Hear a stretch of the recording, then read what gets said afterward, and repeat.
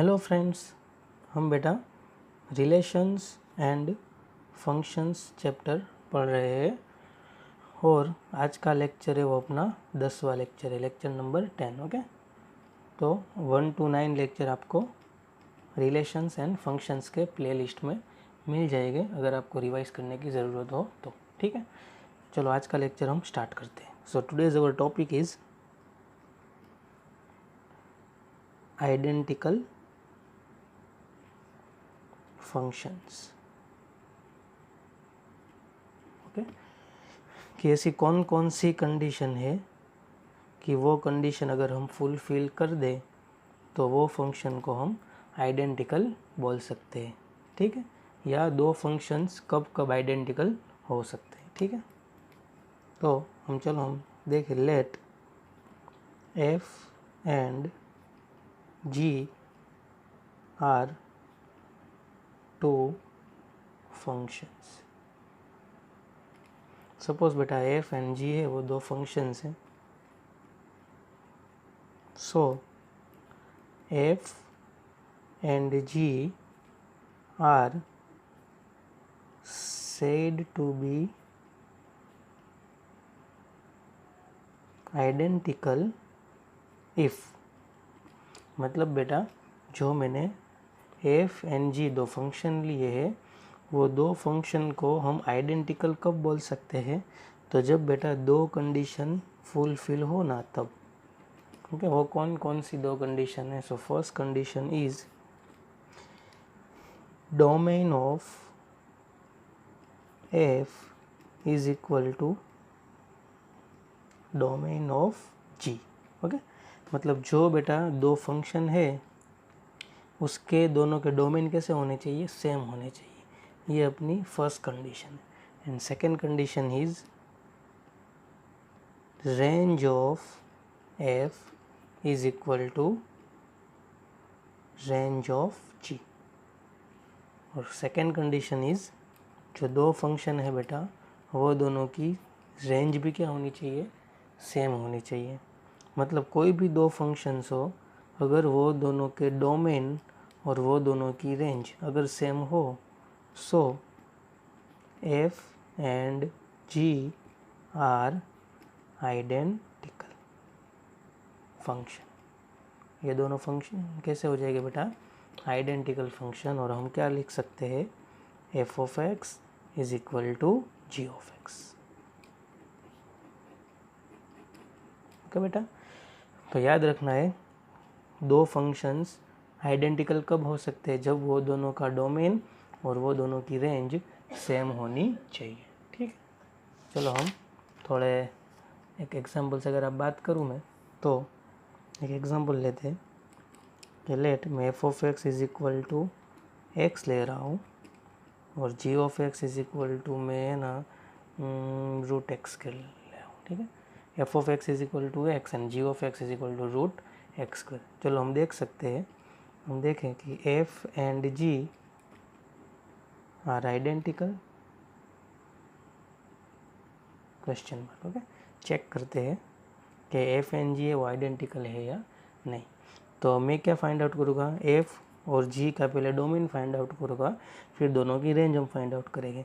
और अगर डोमेन और रेंज अगर सब सेम आ गया तो एफ और जी को हम क्या बोल सकते हैं? आइडेंटिकल बोल सकते हैं। तो डोमेन मतलब क्या बेटा? वेरिएबल की वैल्यू का सेट। तो आप देख सकते हो कि डी एफ क्या होगा? डी एफ मतलब क्या बेटा? Domain of function F. तो एक्स की तो बेटा यहाँ पे कोई भी वैल्यू मैं रख सकता हूँ, तो एनी रियल नंबर। तो डी एफ क्या हो गया? आर हो गया। और डी जी क्या हो गया बेटा? डी जी मतलब डोमेन ऑफ जी। तो डी जी अगर आप देखो बेटा, तो यहाँ पे भी मैं एक्स की कोई भी वैल्यू रख सकता हूँ, कोई भी वैल्यू का स्क्वायर पॉसिबल है ना बेटा। ठीक है, तो डी जी भी क्या हो गया बेटा? Any real number. तो इसका मतलब ऐसा हो गया कि D f is equal to D g हो गया। सो अपनी जो फर्स्ट कंडीशन थी वो तो क्या हो गई? सेटिस्फाई हो गई। ठीक है, चलो सेकंड कंडीशन देखते हैं। सेकंड कंडीशन मतलब क्या बेटा? तो रेंज हम सेम करेंगे, आ रही है या नहीं। तो रेंज मतलब क्या बेटा? Set of value of F of x. मतलब रेंज, एफ की रेंज की बात करें तो बेटा यहाँ पे तो देखो कि x बिलोंग्स टू r है, ओके, हमें पता है। तो f of x is equal to x है ना, तो x की जगह एफ ऑफ एक्स रख दो, तो f of x belongs to भी क्या हो गया, एनी रियल नंबर, मतलब एफ ऑफ एक्स का आंसर भी एनी रियल नंबर आ सकता है। सो इसका मतलब ऐसा हो गया आर एफ क्या हो गया, आर एफ मतलब रेंज ऑफ एफ, वो क्या हो गया बेटा, आर हो गया, एनी रियल नंबर, ओके। और हम बात करें आगे, तो यहाँ पर बेटा जी ऑफ एक्स क्या है बेटा, रूट एक्स स्क्वायर। तो जी की अगर रेंज की बात करूँ तो जी है बेटा रूट, तो हमें पता है कि स्क्वायर रूट होता है, स्क्वायर रूट वो हमेशा क्या होता है, पॉजिटिव होता है, ठीक है। तो ये रूट एक्स स्क्वायर क्या होगा, हमेशा पॉजिटिव होगा। सो जी ऑफ एक्स है बेटा, जी ऑफ एक्स वो हमेशा क्या होगा, पॉजिटिव होगा। So g of x is greater than और इक्वल टू 0। तो जी ऑफ एक्स क्या हो गया बेटा, तो आर जी मतलब रेंज ऑफ फंक्शन जी वो हो गया बेटा close open interval 0 to infinite, सारे पॉजिटिव नंबर। तो यहाँ पे आप देख सकते हो कि एफ की रेंज आर आई, लेकिन जी की रेंज है बेटा वो तो close open interval 0 to infinite आई। Hence R f and R g मतलब दोनों की रेंज है वो बेटा सेम नहीं हुई। सो जो अपनी सेकंड कंडीशन थी बेटा वो फुलफिल नहीं हुई। इसका मतलब ऐसा हो गया कि hence f does not equal to g, okay, मतलब एक्स और रूट एक्स स्क्वायर दोनों सेम नहीं हो सकते, क्योंकि बेटा ये दोनों आइडेंटिकल नहीं है, ठीक है, क्योंकि आइडेंटिकल होने के लिए डोमेन के साथ साथ रेंज भी सेम आनी चाहिए, ओके बेटा। तो आई होप आपको क्वेश्चन समझ में आ गया होगा, ठीक है। चलो नेक्स्ट क्वेश्चन की ओर बढ़ते हैं। So our next question is find the value of x for which the following function are identical। और वो फंक्शन है बेटा f of x is equal to under root 9 minus x square upon under root x minus 2, और g of x है बेटा root of 9 minus x square upon x minus 2, okay. So question अगर हम फिर से समझे बेटा, तो क्वेश्चन क्या है कि मुझे बेटा दो फंक्शन दिए हुए हैं एफ एन जी, और मुझे ऐसा बोला है कि x की कौन सी वैल्यू के लिए, मतलब x की कौन सी वैल्यू के लिए f और g दोनों क्या हो गए, आइडेंटिकल हो गए। तो x मतलब क्या बेटा, x की वैल्यू मतलब डोमेन, तो हम पहले क्या करेंगे, f का डोमेन फाइंड आउट करेंगे, g का डोमेन फाइंड आउट करेंगे, मतलब f में x की जो वैल्यू पॉसिबल है वो सारी वैल्यूज़ फाइंड आउट करेंगे, g जो फंक्शन है उसमें x की जितनी वैल्यू पॉसिबल है वो फाइंड आउट करेंगे, और फिर दोनों में जो बेटा कॉमन वैल्यूज़ है मतलब इंटरसेक्शन होगी, ठीक है, वो हमारी क्या होगी, वैल्यू ऑफ एक्स होगी, क्योंकि डोमेन क्या होने चाहिए, सेम होने चाहिए, ठीक है। तो मैं यहाँ से ऐसे ही एक्स की वैल्यू लूँगा जिसके लिए फिर ये क्या हो बेटा, डोमेन सेम हो, मतलब जो अभी नई एक्स की वैल्यू मिलेगी ना उसको मैं ये दोनों का डोमेन हम बना देंगे। मतलब बेटा सेम टू सेम हम क्या करेंगे, मेथड है एफ़ की, हम एफ़ का डोमेन निकालेंगे, जी का डोमेन निकालेंगे, और फिर जो वो दोनों का इंटरसेक्शन होगा वो हमारा क्या होगा, आंसर होगा, ठीक है। चलो पहले मतलब डोमेन फाइंड आउट करते हैं। तो पहले अपन f of x is equal to जो दिया हुआ है उसके लिए एक्स की वैल्यू फाइंड आउट करेंगे, ठीक है। तो देखो मैंने आपको बोला है कि इनइक्वालिटी जनरेट करना वही मेन थिंग होता है। तो यहाँ पे देखो फॉर एफ ऑफ एक्स के लिए मैं पहले बात कर रहा हूँ, तो इनइक्वालिटी में कैसे जनरेट कराऊँ, तो यहाँ पे देखो स्क्वायर रूट है, तो जब भी बेटा कोई फंक्शन स्क्वायर रूट के फॉर्म में हो तो बहुत इजी है, क्या ले लेना है कि स्क्वायर रूट के अंदर जो टर्म है वो पॉजिटिव होनी चाहिए। सो 9 minus x square greater than और इक्वल टू 0, एंड दो है ना बेटा स्क्वायर रूट, तो साथ साथ क्या होनी चाहिए, जो x माइनस 2 वो भी पॉजिटिव होनी चाहिए, तो x माइनस 2 ग्रेटर देन और इक्वल टू 0। तो ये क्या हो गया बेटा, 9 minus x square greater than और इक्वल टू 0, तो ये हो गया बेटा, अगर मैं माइनस यहाँ से कॉमन निकाल दूँ तो ये हो गया एक्स स्क्वायर माइनस 9, और ये जो माइनस जो कॉमन निकाला बेटा ये अगर उस तरफ जाने दो उसको, या माइनस के साथ मल्टीप्लाई कर दो तो ग्रेटर देन था वो क्या हो गया, लेस देन हो गया बेटा। तो लेस देन और इक्वल टू 0 मतलब 9 minus x square greater than equal to 0, तो माइनस कॉमन निकालने के बाद क्या हो गया, x square minus 9 less than और इक्वल टू 0।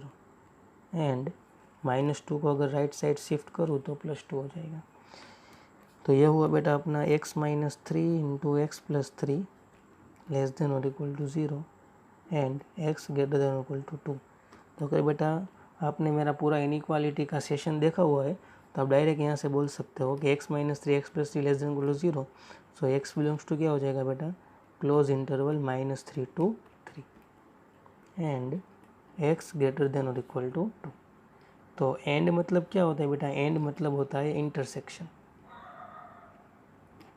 ओके तो ये जो दो बेटा x की वैल्यू मिली उसमें से कॉमन वैल्यू कौन सी है, कॉमन पार्ट कौन सा है। तो चलो अगर आपको जनरली पता नहीं चल रहा तो मैं ऐसे भी बोल सकता हूँ, सॉरी यहाँ पे बेटा x माइनस 2 है ना, वो ग्रेटर देन और इक्वल टू नहीं आएगा। और इक्वल टू इसलिए नहीं आएगा क्योंकि यहाँ पे आप देख सकते हो कि x माइनस 2 है वो डिनोमिनेटर में, और हम कभी भी डिनोमिनेटर है वो 0 करते नहीं है। सो x माइनस 2 सिर्फ 0 से बड़ा होगा, तो ये होगा x ग्रेटर देन 2। ओके तो चलो अभी मैं यहाँ पे कट ऑफ पॉइंट लिखूँ तो ये है -3, ये है 3 और यहाँ पे बीच में कहीं 2 डाल देते हैं। तो ये हो गया -3 to 3, तो -3 भी लेना है, 3 भी लेना है और बीच वाली वैल्यू सारी। ओके और ये है बेटा x की वैल्यू 2 से बड़ी, 2 नहीं लेना है मुझे, तो 2 के ऊपर होलो सर्कल कर रहा हूँ और 2 से बड़ी तो सारी ऐसे। तो आप देख सकते हो बेटा कि ये दोनों का इंटरसेक्शन, तो ये जो पार्ट है बेटा, ये दो पार्ट वो क्या आ रहा है, दोनों में कॉमन आ रहा है। तो आप यहाँ पे देख सकते हो लेकिन 2 यहाँ पे नहीं है, तो कॉमन पार्ट में से मुझे 2 नहीं लेना है। सिर्फ कॉमन पार्ट कौन सा आया, तो कॉमन पार्ट आया बेटा ये दोनों में all the real numbers between 2 and 3 as well as 3। 3 यहाँ पे भी आ रहा है और 3 यहाँ पे भी आ रहा है। सो बेटा ये दोनों का अगर हम इंटरसेक्शन करेंगे सो x बिलोंग्स टू क्या हो गया बेटा, 2 नहीं लेना, मतलब 2 to 3, 2 नहीं लेना है तो ओपन इंटरवल, 3 लेना है तो close interval. So x belongs to open close interval 2 to 3। So hence जो हमारा DF था, DF वो क्या हो गया बेटा, open close interval 2 to 3। Okay चलो अभी हम बात करेंगे for g of x। Okay तो g ऑफ x हमें क्या दिया हुआ था, तो g ऑफ x दिया था बेटा √9 minus x square upon x minus 2।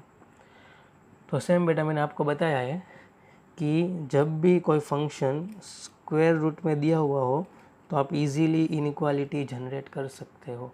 और कैसे आपको इनइक्वालिटी जनरेट करनी होगी, तो जो स्क्वायर रूट के अंदर बेटा जो टर्म हो वो पॉजिटिव होनी चाहिए, क्योंकि पॉजिटिव नंबर का ही स्क्वायर रूट आप निकाल सकते हो।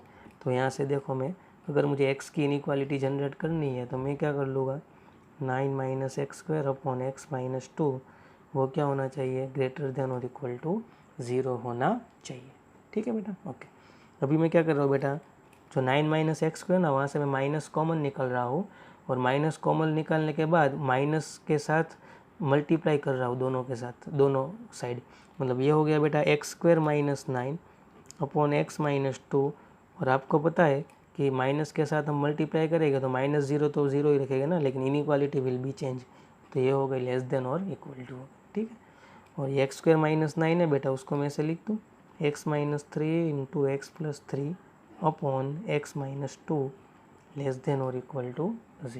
ओके तो अगर आपने बेटा मेरा इनइक्वालिटी वाला पूरा सेशन देखा है तो आपको पता होगा कि जब बेटा 3 या 3 से ज़्यादा ब्रैकेट हो तो ऐसी इनइक्वालिटी को हम कौन सी मेथड से सॉल्व करते हो, और वो मेथड का नाम है बेटा साइन स्कीम। ठीक है पूरा इनइक्वालिटी सेशन में एक ऐसा लेक्चर है जिसमें मैंने साइन स्कीम के बारे में डिटेल में समझाया हुआ है। तो क्या करेंगे बेटा, एक यहाँ से इसको सॉल्व करने के लिए हम एक नंबर लाइन ड्रॉ करेंगे, फिर ये ब्रैकेट है बेटा कौन सी एक्स की वैल्यू के पास 0 हो रहा है वो यहाँ पे लिख लेंगे। तो ये बेटा ब्रैकेट 3 के पास 0 होगा तो यहाँ पे 3, ये ब्रैकेट -3 रखूँगा तो -3 + 3 0 हो जाएगा तो -3, और यहाँ पे 2 रखूँगा तो 0 हो जाएगा तो 2। ओके तो देखो टोटल इंटरवल कितने बने, तो एक -∞ to -3 वाला ये अपना फर्स्ट इंटरवल है, -3 से 2 वाला ये अपना सेकंड इंटरवल है, 2 से 3 वाला ये थर्ड इंटरवल है, और 3 टू इनफाइनाइट वाला ये अपना 4 इंटरवल है। ओके, तो अभी हम क्या करेंगे बेटा कि अभी ये इंटरवल में से ये जो इंटरवल है उसके बीच में जो भी वैल्यू, कोई भी एक वैल्यू लेंगे x इज इक्वल टू, और वो यहाँ पे रख देंगे, और उसकी जो साइन आएगी वो इसके ऊपर हम रख देंगे। अगर पॉजिटिव आंसर आएगा इसका, मतलब ये जो पूरा ब्रैकेट का मल्टीप्लिकेशन डिवीज़न है, तो यहाँ पे पॉजिटिव रख देंगे, जो नेगेटिव आएगा तो नेगेटिव रख देंगे। तो -∞ और -3 के बीच में बेटा सपोज एक मैं वैल्यू ले रहा हूँ -4।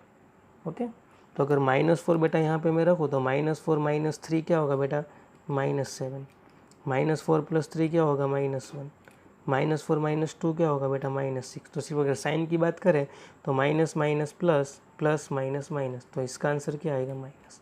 ओके, और अगर आपको शॉर्टकट बताओ तो जब बेटा ऐसी इनइक्वालिटी हो जिसमें बेटा इवन पावर ना हो, देखो यहाँ पे सब में क्या है बेटा ऑड पावर है ना, 1 पावर है, तो अभी आप क्या कर सकते हो, डायरेक्ट अल्टरनेट साइन दो तो भी चलेगा।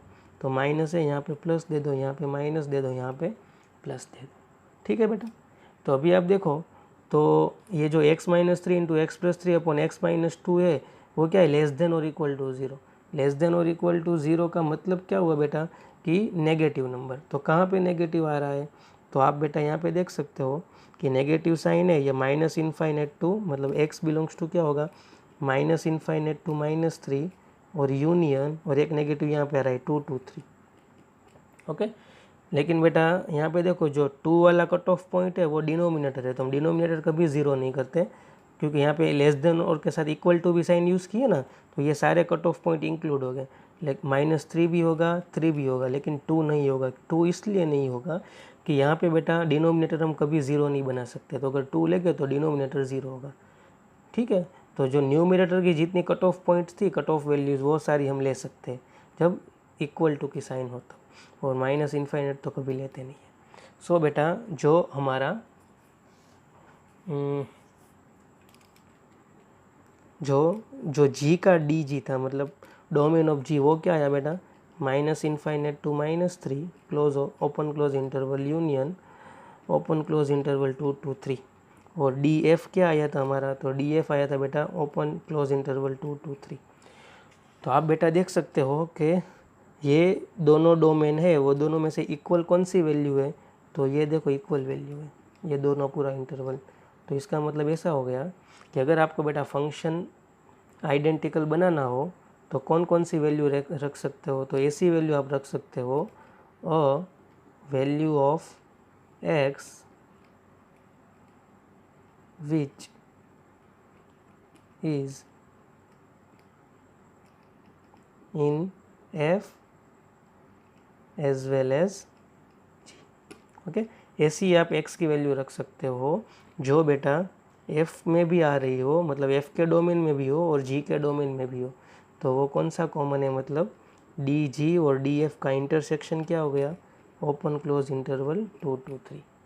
तो आपको बेटा अगर जो f और g आइडेंटिकल बनाना होगा तो x की वैल्यू कौन सी लेनी पड़ेगी, open close interval 2 to 3। So our answer is open close interval 2 to 3। So x belongs to final answer is open close interval 2 to 3। ठीक है बेटा, तो आई होप आपको आज का सेशन है वो समझ में आया होगा। ठीक है, आज का सेशन यहाँ पे ख़त्म करते हैं और नेक्स्ट लेक्चर में नेक्स्ट कंटेंट देखेंगे। Thank you.